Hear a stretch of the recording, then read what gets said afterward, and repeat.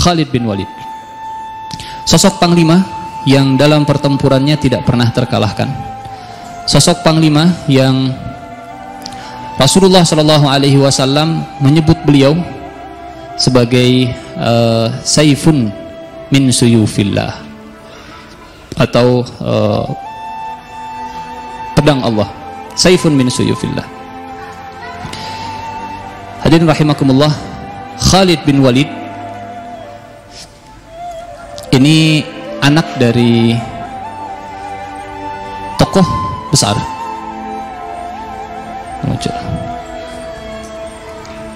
tokoh besar yang lahir di kota Makkah Al-Mukarramah.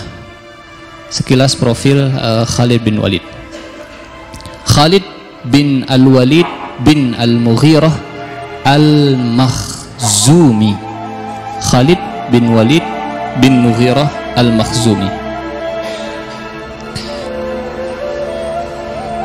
Kalau kita mendengar nama Walid bin Mughirah Al-Makhzumi, pertama kita akan menemukan sosok ini Walid bin Mughirah, satu di antara tokoh orang Mekah, diabadikan di dalam Al-Quran karena permusuhannya yang sangat dahsyat.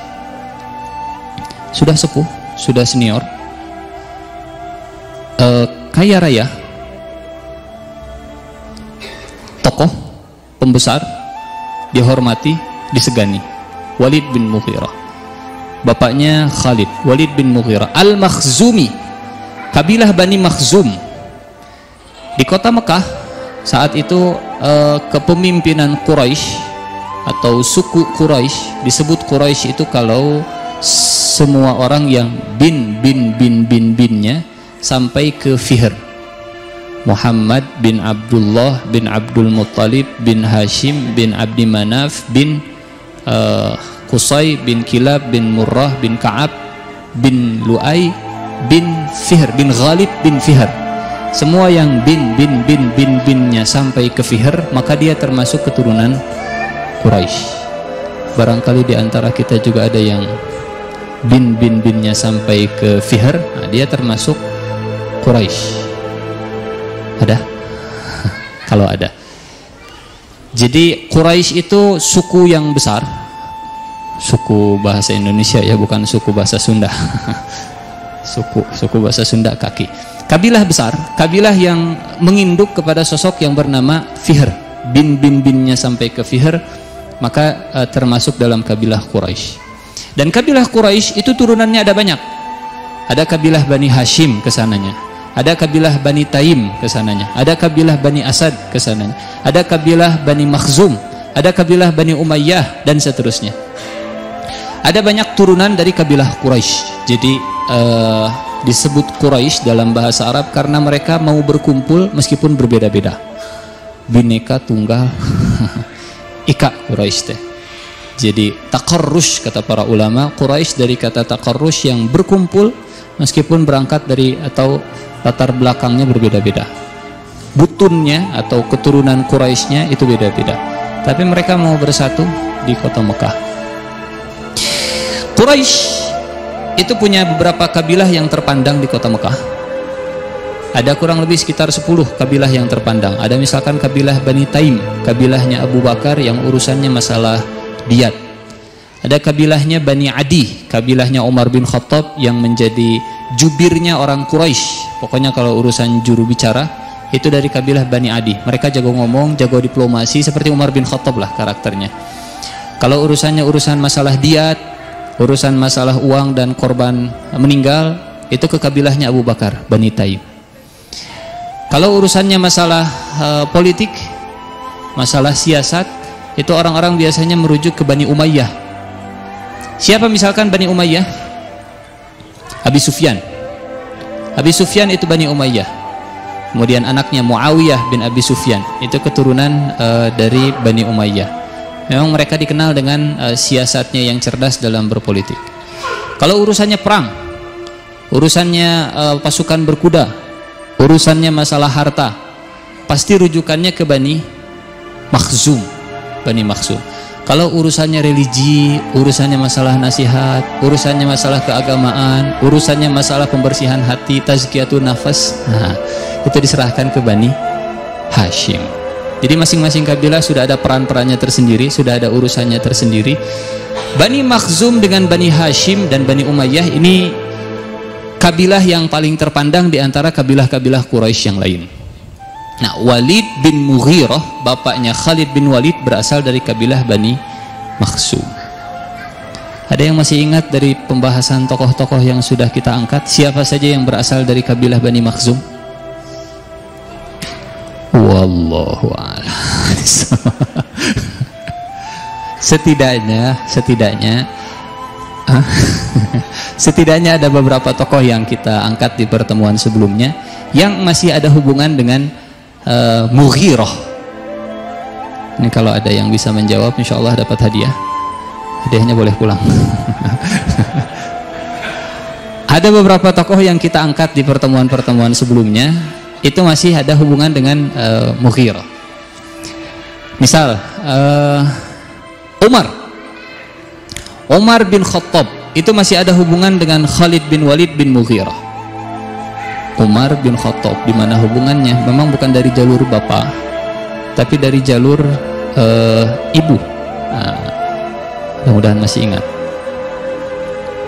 Hantamah binti Hisham al-Makhzumiyah, masih ada hubungan saudara dengan Abu Jahal.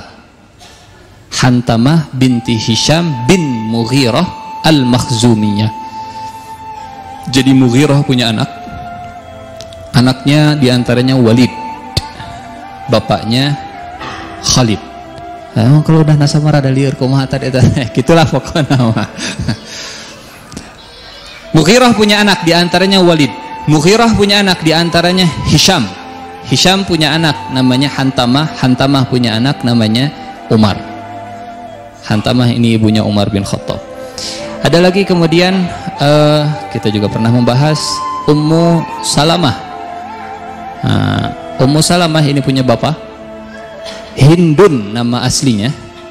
Masih ingat mungkin pembahasan Ummu Salamah? Atau biarlah yang lalu biarlah berlalu, nggak usah diingat-ingat. Jangan suka ngungkit yang sudah-sudah, Ustaz.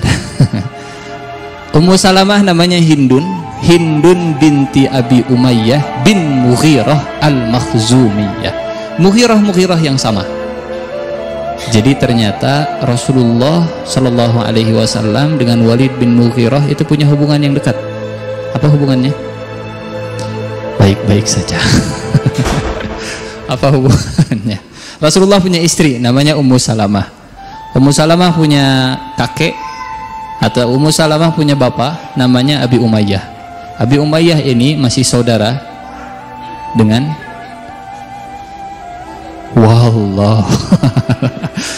Abu Umayyah masih ada hubungan saudara dengan Walid bin Mughirah. Jadi kalau kita sandingkan Khalid bin Walid bin Mughirah, Khalid bin Walid bin Mughirah.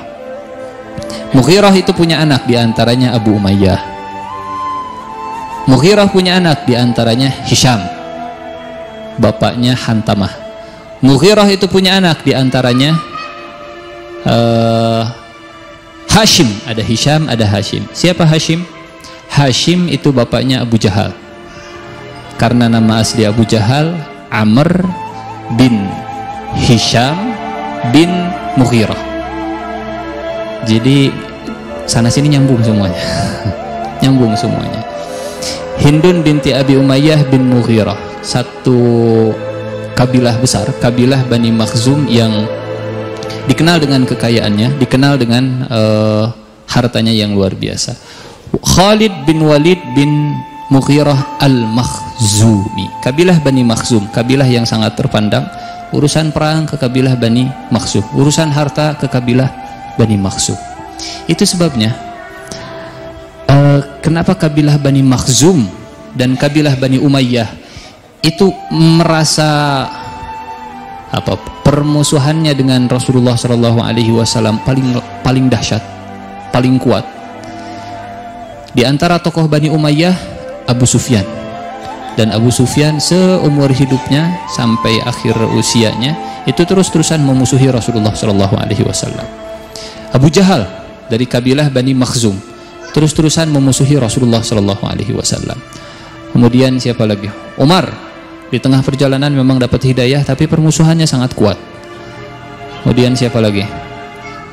Sofwan bin Umayyah, permusuhannya ke Rasulullah juga sangat kuat. Apa yang membuat permusuhan mereka itu sangat kuat ke Rasulullah? Ini. Karena tiga kabilah ini kabilah yang terpandang, kabilah yang rivalitasnya itu sangat tinggi, kabilah yang egonya itu, masa sih kita kalah dengan kabilah Bani Hashim? Kan kabilah Bani Makhzum juga terpandang. Masa sih kita kalah dengan kabilah Bani Hashim? Kan Bani Umayyah juga punya nama. Itu yang membuat permusuhan mereka ke Rasulullah sangat dahsyat. Bahkan Abu Jahal terang-terangan, jadi ada sahabat Rasulullah sebelum masuk Islam namanya Akhnas bin Syuraik. Akhnas bin Syuraik ini nanya ke Abu Jahal, Abu Jahal, bagaimana pendapatmu tentang Muhammad? Terang-terangan kata Abu Jahal, Muhammad itu jujur. Saya tahu Muhammad itu jujur, karena sejak zaman dulu nggak pernah kita menemukan Muhammad itu berkata bohong. Terus kalau tahu Muhammad jujur, kenapa nggak diikuti? Kata Abu Jahal, kita dari Bani Makhzum, Muhammad dari Banu Hashim. Antara Bani Makhzum dan Banu Hashim, istilahnya Abu Jahal, kafarasayrihan, seperti dua kuda yang adu balap. Kalau kata Bani Hashim, kita akan menjamu jamaah haji.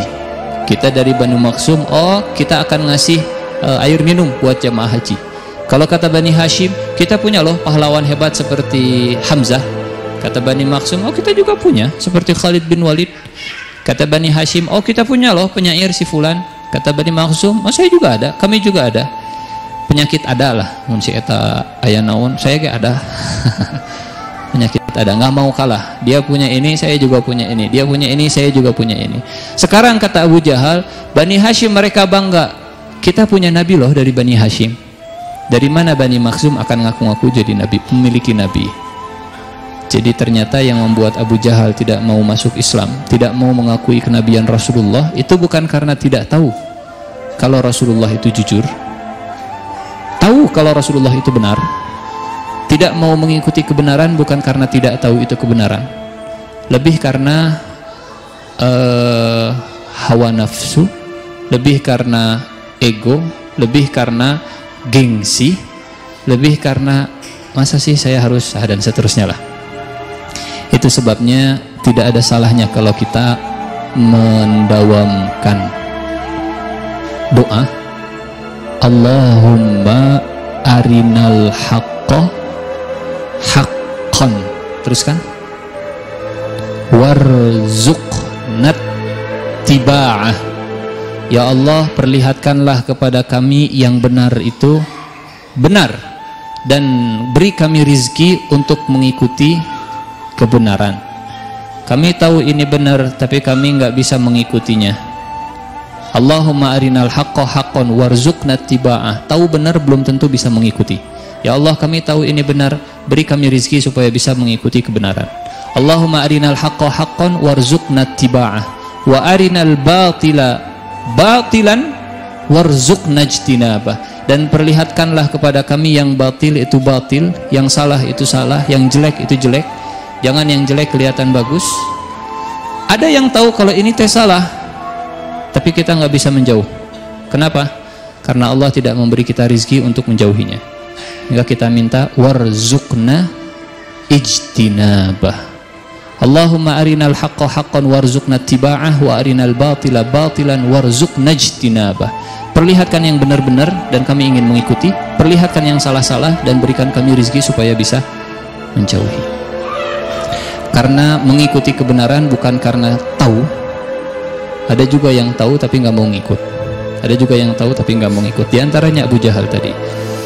Kabilah Bani Makhzum, pemimpin perang dan pasukan kavaleri. Muncullah sosok yang bernama Khalid bin Walid. Khalid bin Walid bin Mughirah al-Makhzumi. Kaya bapaknya, darah biru, tokoh terhormat, bahkan di dalam Al-Quran, Allah Subhanahu wa Ta'ala mengabadikan dalam surat Az-Zukhruf tepatnya. Dalam surat Az-Zukhruf ini Walid bin Mughirah itu menyebut dirinya sebagai pembesar dari salah satu dua negeri, Mekah dan Taif. Kata Walid bin Mughirah memang lebih senior dari Rasulullah SAW. Usianya sudah sepuh. Rasulullah usia 40-an tahun, Walid bin Mughirah sudah di atasnya. Kata Walid, kenapa yang menerima Quran itu Muhammad? Kenapa Tuhan itu meninggalkan saya? Padahal saya ini pembesar Mekah. Kenapa bukan pembesar Taif atau pembesar Mekah? Di Taif ada pembesar namanya Ammar bin Umair Ats-Tsaqafi.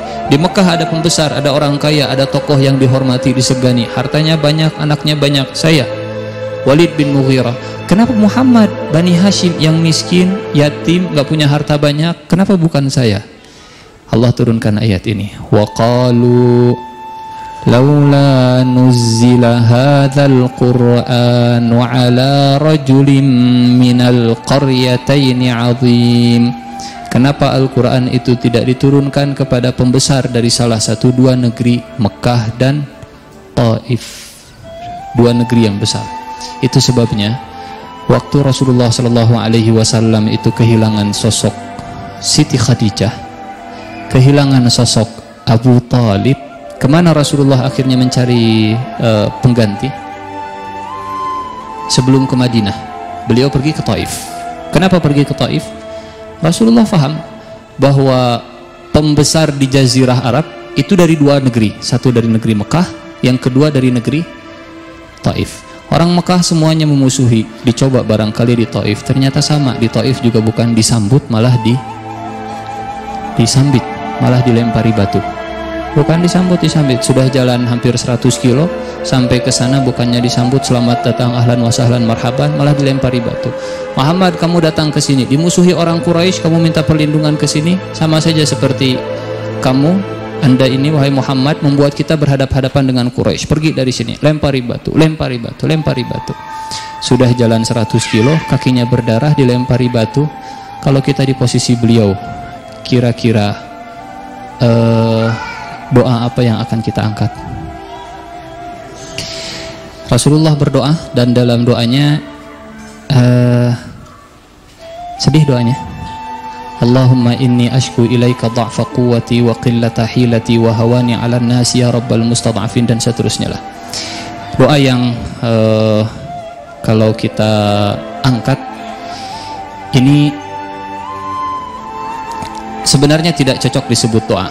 Saya lebih senang menyebutnya curhat, mungkin munajat Rasulullah SAW kepada Allah Subhanahu wa Ta'ala.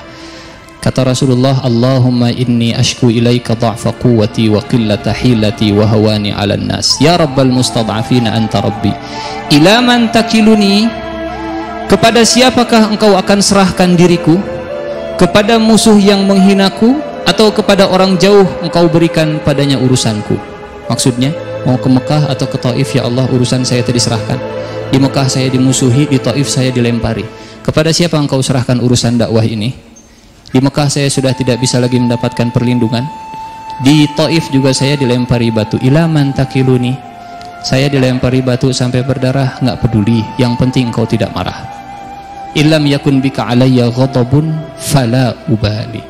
Setelah Rasulullah bermunajat, kemudian turun malaikat Jibril. Kata malaikat Jibril, ya Rasulullah, saya barang nih dengan malaikat gunung, sudah dapat izin dari Allah. Kalau engkau mau, ini malaikat gunung bisa ngangkat gunung. Kalau mereka melemparimu dengan batu, bisa dibalas. Malaikat melempari mereka dengan gunung. Lihat kan? Apa jawaban kita kalau di posisi beliau? 50-50? Atau atau tanya dulu ke yang lain? Yes? Atau tong kagok malaikat Jibril? Tuh gunung Tangkuban Parahu. Tuh gunung Everest sekalian kerebek tenawan babedkeun dan seterusnya. Nah, Rasulullah tidak melakukan itu. Itu sebabnya Rasulullah Shallallahu Alaihi Wasallam kemudian pergi ke Taif, karena di ayat ini Rasulullah Shallallahu Alaihi Wasallam mendapatkan atau di ayat ini Allah Subhanahu Wa Taala mengabadikan bahwa dua negeri besar, dan dari dua negeri besar itu ada dua tokoh besar. Di Mekah ada Walid bin Mughirah sampai diabadikan di dalam Al-Quran. Wa qalu laula nuzila hadzal Qur'anu ala rajulin minal qaryataini 'adzim. Kenapa sih bukan saya? Saya kan dari kabilah Bani Makhzum, saya kan kaya, saya kan dihormati, saya juga lebih tua dari Muhammad. Kenapa sih bukan saya? Kenapa sih harus Muhammad yang lebih muda, yang lebih, dan seterusnya lah. Wa qalu laula nuzila hadzal Qur'anu ala rajulin minal qaryataini 'adzim. Kaya iya, ini kita sedang cerita malam hari ini. Kita belum cerita ke Khalidnya, kita baru cerita darah biru sang pedang Allah, latar belakang keluarganya. Kita cerita Walid bin Mughirah. Papahnya kaya, ayahnya kaya, tokoh terhormat, keturunannya itu terpandang, kabilah Bani Makhzum, kemudian diabadikan sebagai pembesar di kota Mekah, dan semua orang Mekah itu menghormat segan kepada Walid bin Mughirah. Sampai begini, ada satu kejadian, Walid bin Mughirah ini karena penasaran, memang Muhammad itu apa sih, Quran itu seperti apa sih, nggak pernah ternyata Walid bin Mughirah dengar langsung isi Al-Quran. Sengaja Walid bin Mughirah mendekat Rasulullah yang sedang sholat, kemudian saat itu Rasulullah SAW sedang membaca surat Ghafir, Ghafirid dzambi wa qabilit taubi syadidil iqabi dzit tauli la ilaha illa.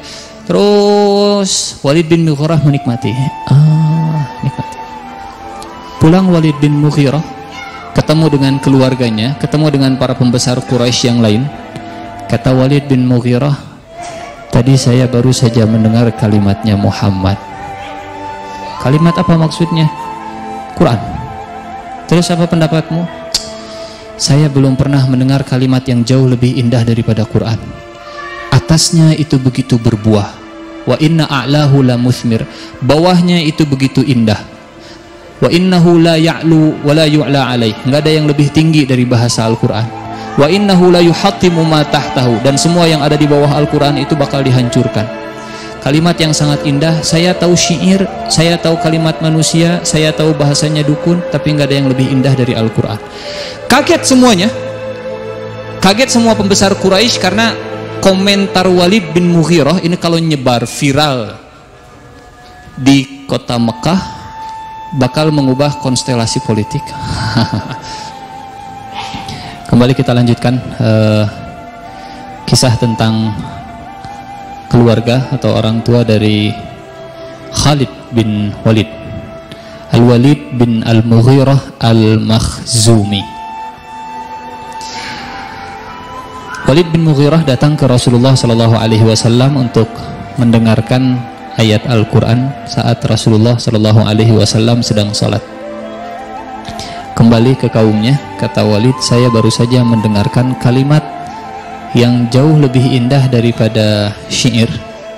Atasnya sangat berbuah, bawahnya sangat indah, tidak ada yang lebih tinggi darinya, dan yang di bawahnya itu semua bisa dihancurkan olehnya. Kata orang Quraisy, Saba'a Walid, Saba'a Walid, Saba'a Walid. Walid sekarang sudah murtad. Kalimat Saba'a itu kalimat yang negatif, ditujukan untuk orang-orang yang keluar dari agama nenek moyang dan ikut agamanya Rasulullah Sallallahu Alaihi Wasallam. Sabi, Saba'a Walid, Saba'a Walid, sampai informasinya ke Abu Jahal. Kata Abu Jahal, biar saya yang mengurus paman saya, biar saya yang mengurus Walid bin Mughirah. Abu Jahal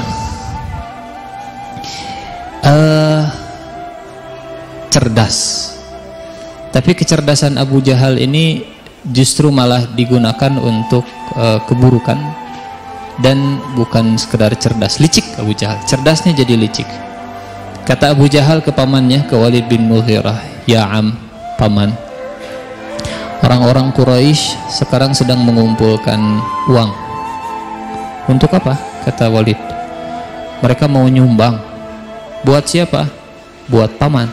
Kenapa saya disumbang? Memang orang Quraisy nggak tahu kalau saya ini orang yang paling kaya. Saya ini orang yang paling kaya, kata Walid bin Mughirah. Memang betul orang yang paling kaya. Saking kayanya, Ka'bah pernah direnovasi saat usia Rasulullah 35 tahun. Dan dihancurkan Ka'bah, semuanya dihancurkan. Walid bin Mughirah itu dengan dananya membangun Ka'bah 1 dinding. Sisanya 3 dinding itu rerewangan teh. Patungan semua kabilah semua kabilah Quraisy patungan untuk membangun 3 dinding. Setelah Ka'bah yang baru dibangun, kemudian masalah kiswah kainnya. Kata Walid bin Mughirah, kalian orang Quraisy 1 tahun beli kain, nanti tahun depan kita ganti kainnya saya sendirian. Saking kayanya Walid bin Mughirah, perbandingan hartanya itu 1 banding kabilah Quraisy. 1 banding sekian. Kalau di Timur Tengah ada juga namanya sama, Walid juga kaya, paling kaya, tapi bukan Walid bin Mughirah, Walid bin Tolal. Walid bin Tolal yang punya televisi MBC dan seterusnya lah. Karena pernah diwawancara Walid bin Tolal, berapa aset Anda? Kata wartawan, boleh kami tahu berapa aset Anda? Kata Walid bin Tolal, sebelum Anda bertanya atau setelah bertanya? Berapa harta kekayaan Anda? Sebelum bertanya atau setelah bertanya? Karena sebelum bertanya dan setelah bertanya aset saya beda. Per detik namanya. Sebelum bertanya atau setelah bertanya. Walid bin Tolal. Kalau dulu Walid bin Mughirah, kalau sekarang Walid bin Tolal. Kata Walid bin Mughirah, untuk saya, memang orang Quraisy nggak tahu kalau saya ini orang yang paling kaya. Kenapa mereka mengumpulkan harta untuk saya? Kata Abu Jahal dengan liciknya, karena mereka kasihan melihat paman. Sepertinya paman ini ingin sesuatu dari Muhammad sampai datang ke Muhammad, dan sepertinya paman ini sudah mulai condong ke Muhammad. Sepertinya paman ini sudah mulai suka dengan Muhammad. Orang Quraisy itu ngumpulin uang supaya jangan ikut Muhammad nih, siap disumbang lah pokoknya, asal jangan ikut Muhammad. Itu maksudnya Abu Jahal. Kata Walid bin Mughirah, orang Quraisy tidak tahu kalau apa yang diucapkan oleh Muhammad itu benar-benar indah. Quran itu memang benar-benar indah. Saya tahu semua syair, tapi nggak ada yang lebih indah syair daripada Al-Quran. Saya tahu semua kalimat-kalimat hikmah dan seterusnya, tapi nggak ada yang lebih indah daripada Al-Quran. Kata Abu Jahal, paman, kalau kalimat ini terus diucapkan dan disebar, orang-orang nggak akan ridho dengan paman. Terus apa yang harus saya ucapkan tentang Muhammad? Ucapkanlah tentang Muhammad yang bikin orang-orang Quraisy, pembesar Quraisy itu jadi ridho. Mikirlah di situ. Hatinya itu meyakini kalau Quran itu benar. Cuman karena gengsi, masa saya yang paling kaya kudu disumbang ke orang Quraisy? Abu Jahal licik, masuknya dari sisi situ. Walid bin Mughirah itu paling kaya. Terus kata Abu Jahal, orang-orang lagi siap-siap nyumbang buat engkau, daripada engkau ikut Muhammad ke disumbang lah. Enak saja, saya nggak butuh disumbang dan seterusnya, saya yang siap nyumbang orang Quraisy. Nyasok atau paman ngomong naon tentang Muhammad supaya mereka nggak ngumpulin, kan gengsi atau paman kalau harus disumbang mah nyakehla naonnya. Nah gitulah kalau diringkas. Peristiwa inilah yang kemudian oleh Al-Quran diabadikan di dalam surat Al-Muddathir. Surat Al-Muddathir. Kata Allah dalam surat Al-Muddathir ini, sekali lagi supaya kita, kok tiba-tiba jadi kesini, apa sih hubungannya dengan Khalid bin Walid, supaya kita faham latar belakang keluarga Khalid dan apa yang menyebabkan Khalid begitu kuat permusuhannya kepada Rasulullah SAW. Ternyata di antara sebabnya adalah sosok bapaknya yang seperti tadi, kemudian bapaknya juga yang memusuhi Rasulullah. Khalid juga ke bawah-bawah. Ya, si bapak sih gak gitu, orang gak kudu gitu lah. Bapak saya memusuhi Rasulullah, saya juga. Uyah mah moal apa bahasa Sunda teh. Nah, itulah. Uyah mah moal TS ka luhur. Apa yang dilakukan oleh bapak, seringkali itu yang mudah dilakukan oleh anak. Dalam surat Al-Muddathir, Peristiwa tadi diabadikan oleh Allah Subhanahu wa taala. Dalam ayat ke-11 kata Allah Subhanahu wa taala, A'udzu billahi minasyaitonir rajim. Dzarni, wahai Muhammad, biarkanlah aku, kata Allah, dzarni wa man khalaqtu wahida, biarkanlah aku bertindak terhadap orang yang aku telah menciptakannya sendirian. Julukan Walid bin Mughirah di Quraisy itu Al-Wahid, the only one, wahida, satu-satunya. Karena satu-satunya yang punya harta sekelas Quraisy, satu banding kabilah Quraisy, satu-satunya yang membangun dinding Ka'bah, satu-satunya yang, ini kalau kita ceritakan tentang sosok Walid bin Mughirah, semuanya mana?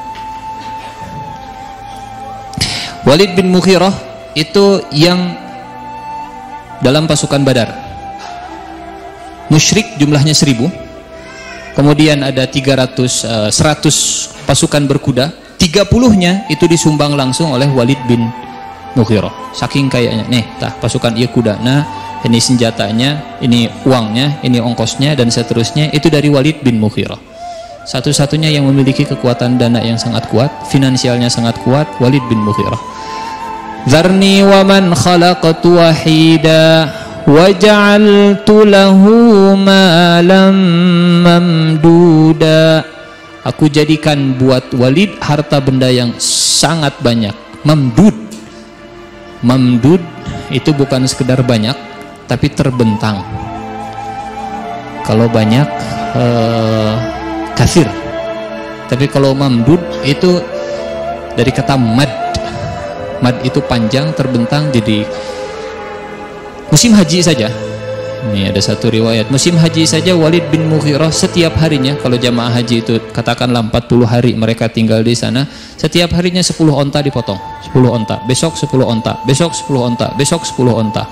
Berarti satu kali musim haji 400 onta itu dipotong khusus milik Walid bin Mughirah. Mamdud. Jadi kalau punya peternakan onta, mamdud, onta milik Walid bin Mughirah. Punya domba milik Walid bin Mughirah, mamdud.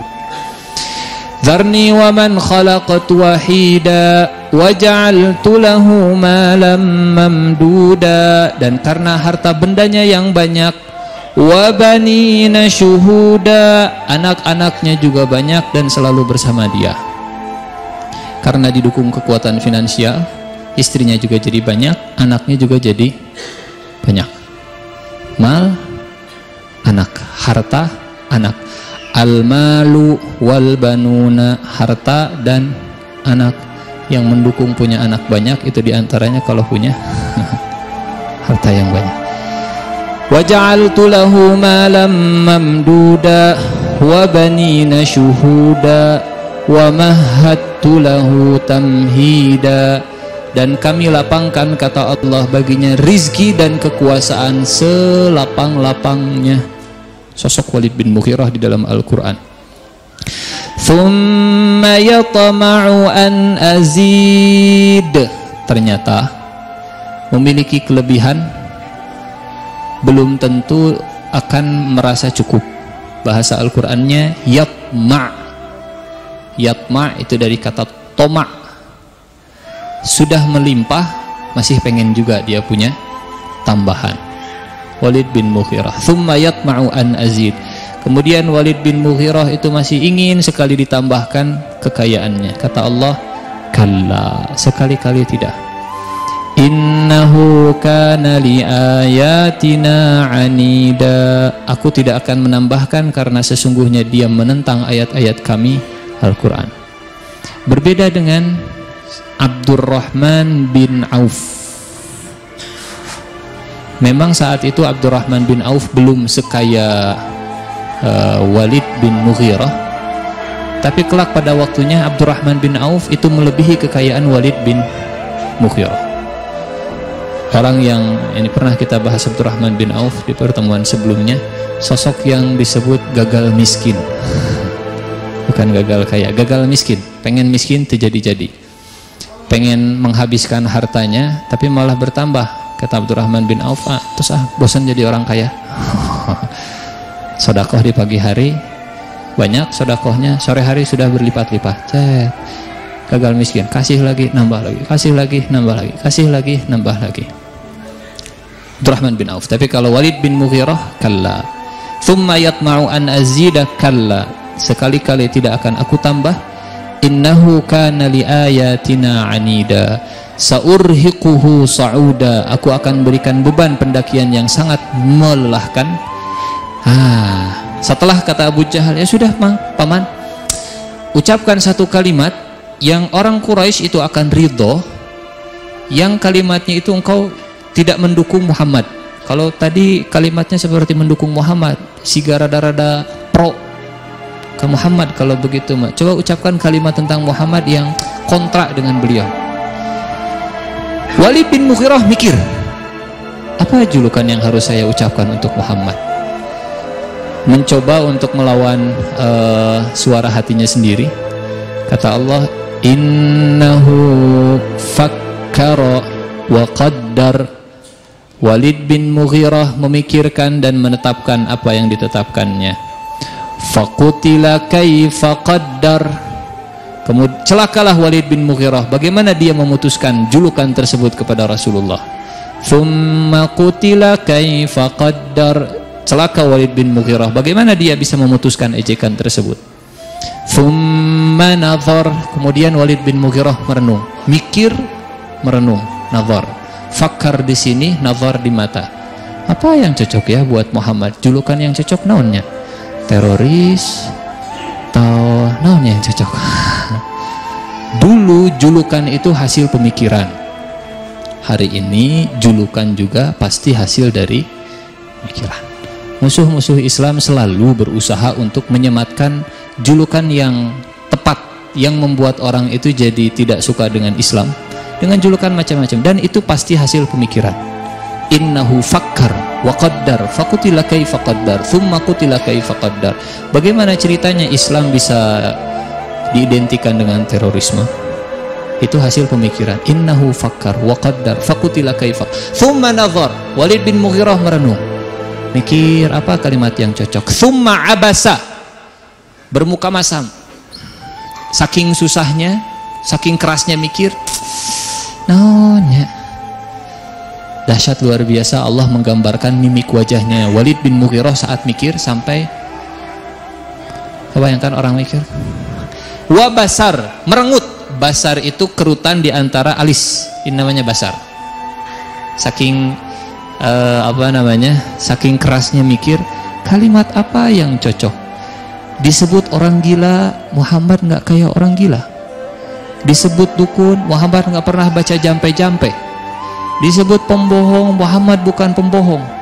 Disebut penyair, kalimatnya yang diucap bukan syair. Anu cocok. Innahu fakkar wa qaddar. Buru atuh mang naon? Abu Jahal nungguan. Buru atuh naon? Kae heula mikir heula naon.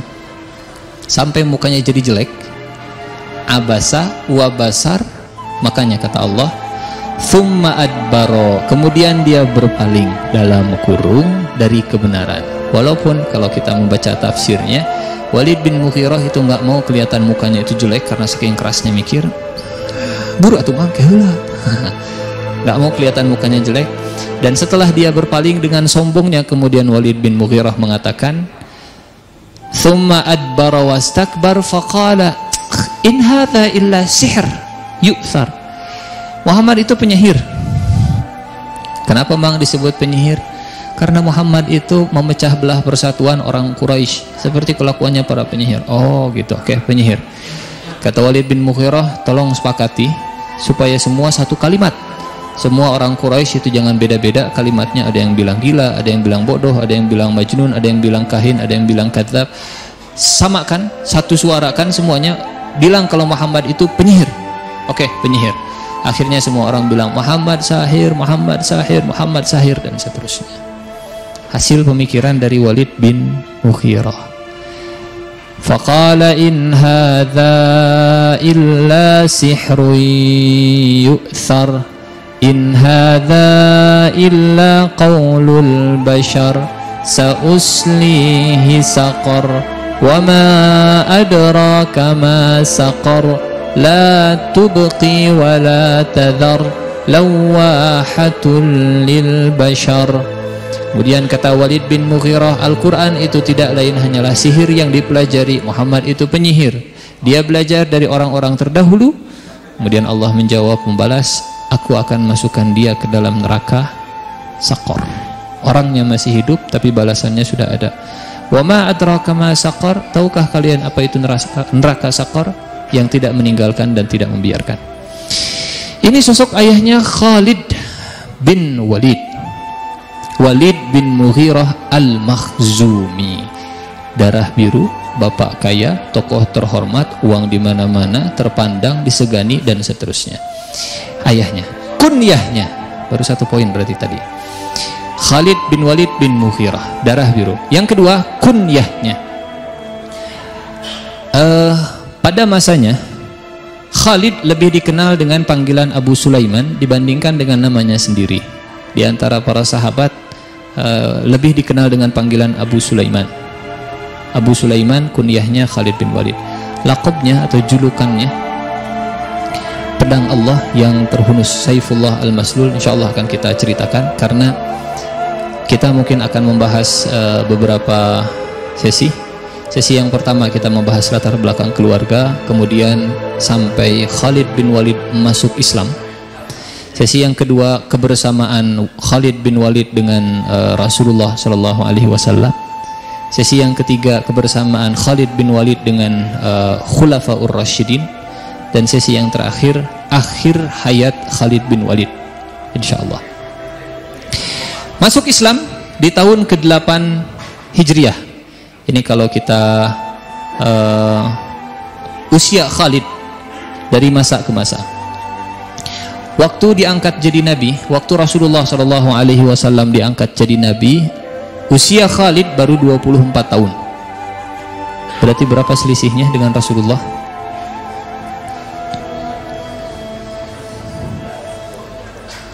Memang kalau belum makan malam rada hese yang itu. Rasulullah diangkat jadi nabi usia berapa tahun? 40. Nah, waktu Rasulullah 40, Khalid usia 24. Berarti selisihnya 16 tahun. Waktu Rasulullah hijrah, usia Khalid 37. Waktu perang Uhud, Khalid bin Walid yang membalikan kondisi kaum muslimin. Awalnya menang, kemudian akhirnya banyak yang meninggal. Saat itu usia Khalid 40 tahun. Masuk Islam usia 44 tahun.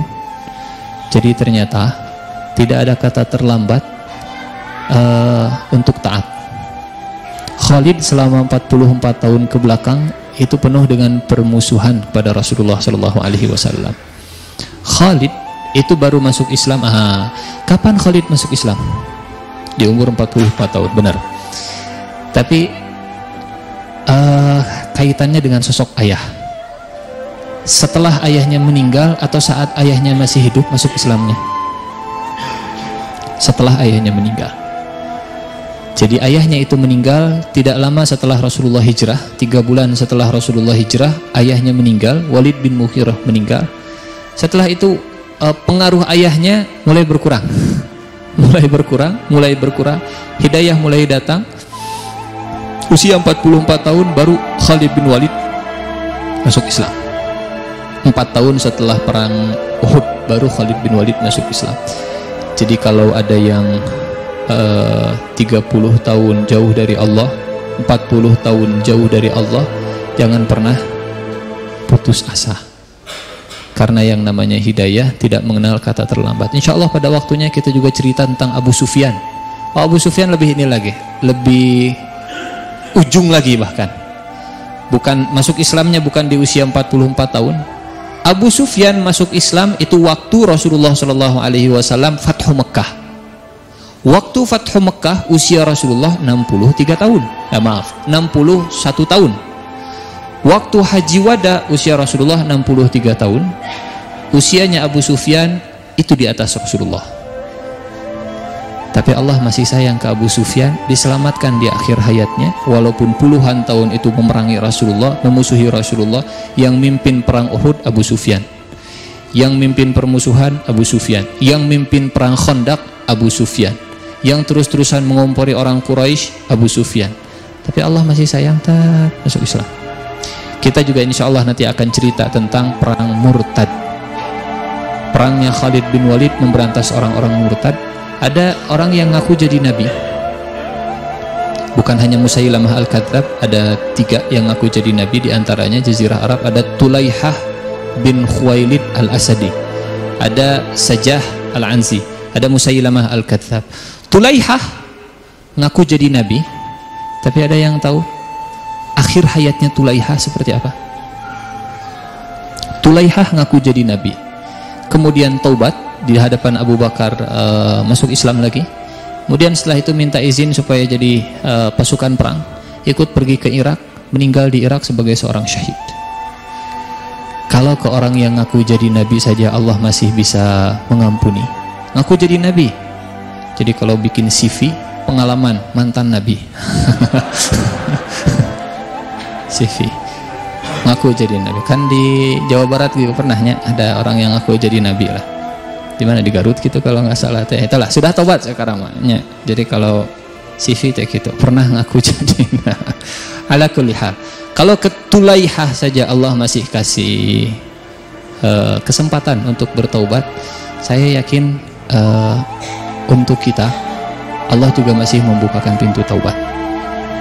Dan nilailah orang itu kalau dia sudah wafat, karena kita nggak tahu akhir hayat seseorang seperti apa. Boleh jadi, naudzubillah min dzalik, mudah-mudahan nggak kejadian, nilai orang buruk misalkan, ternyata akhir hayatnya jadi baik. Ada juga orang yang baik tapi naudzubillah min dzalik, akhir hayatnya pleset, akhir hayatnya su'ul khatimah dan seterusnya. Usia 44 tahun Khalid bin Walid masuk Islam, meninggalnya 56 tahun. Jadi berapa tahun masuk Islamnya? Berapa tahun jadi muslimnya? 12 tahun. Kita sudah berapa tahun jadi muslim? Dari lahir. Ada yang 12 tahun di sini? Nanti di atas semuanya. Kita sudah 20-an tahun, 30-an tahun, 40-an tahun, 50-an tahun, 60-an tahun. Mudah-mudahan peran kita untuk Islam itu bisa mencontoh sosok Khalid bin Walid yang baru kenal Islam 44 tahun, meninggal usia 56 tahun, tapi 22 misi yang diterima oleh Khalid bin Walid saat bersama dengan Rasulullah, belum dengan Abu Bakar, belum dengan di zaman-zaman berikutnya. Dan ada 7 misi besar ini yang insya Allah akan kita ceritakan di pertemuan-pertemuan setelah Khalid masuk Islam. Ada perang Mu'tah, ada Fathu Mekah, penghancuran berhala Uzza itu dilakukan oleh Khalid bin Walid. Ekspedisi militer atau Sariyah Bani Jadimah, raja yang senang berburu. Ada perang Hunain, ada perang Tabuk, Daumatul Jandal, ada Islamnya Bani Harithah bin Ka'ab. Khalid panglima perang, jenderal, tapi di saat yang sama dia juga jadi dai. Kan keren ya kalau ada panglima TNI tapi dia juga bisa naon teh, bisa khutbah Jumat misalnya teh, fisiknya keker siga naon Umar bin Khattab misalnya teh. Pokoknya kalau nanya Masjid Ar-Rahman di mana? Di sana. Situ lurus. Tapi di saat yang sama fisiknya kuat, keker, saat yang sama dia juga pandai untuk berdakwah dan seterusnya. Itu sosok Khalid bin Walid. Masuk Islam Bani Harith bin Ka'ab, diajarkan Islam oleh Khalid bin Walid. Ini setelah Khalid bin Walid masuk Islam.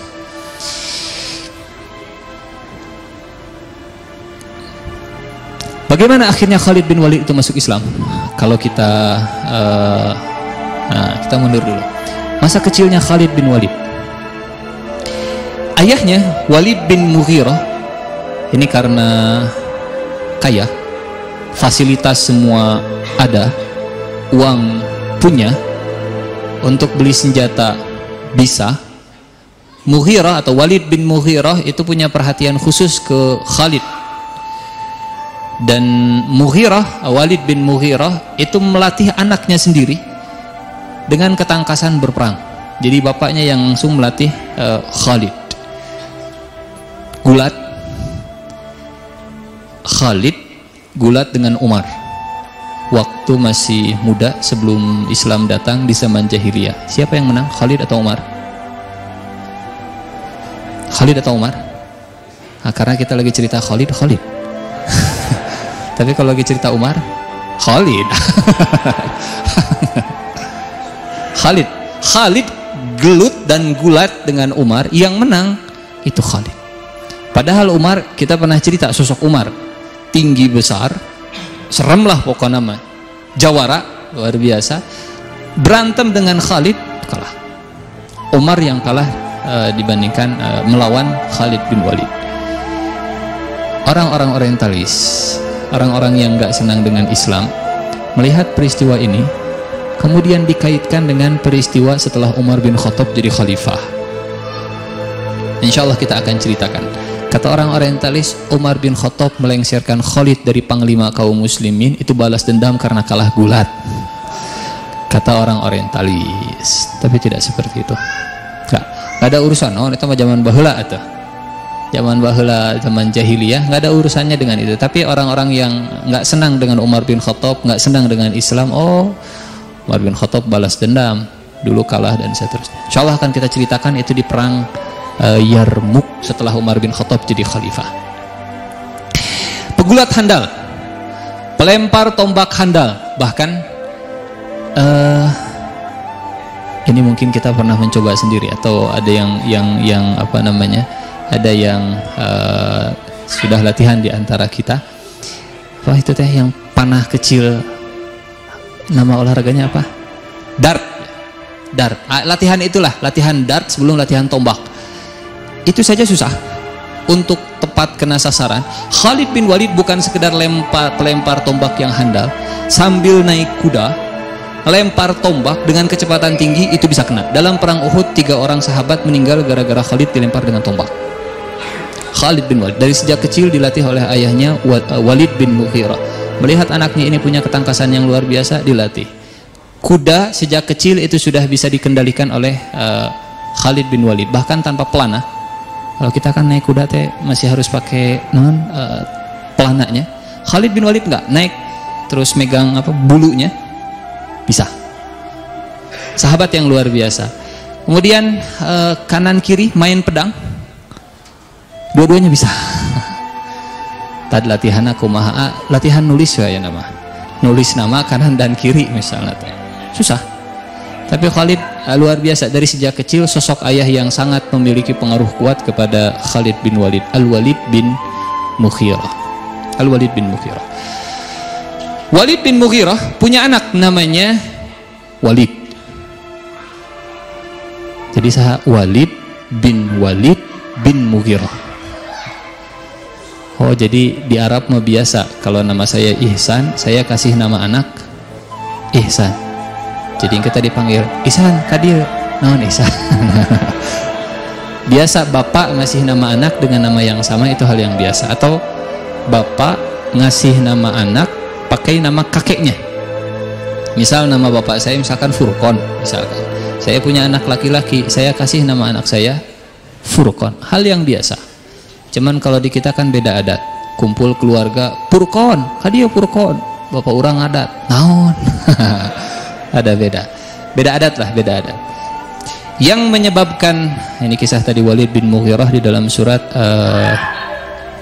Al-Muddathir.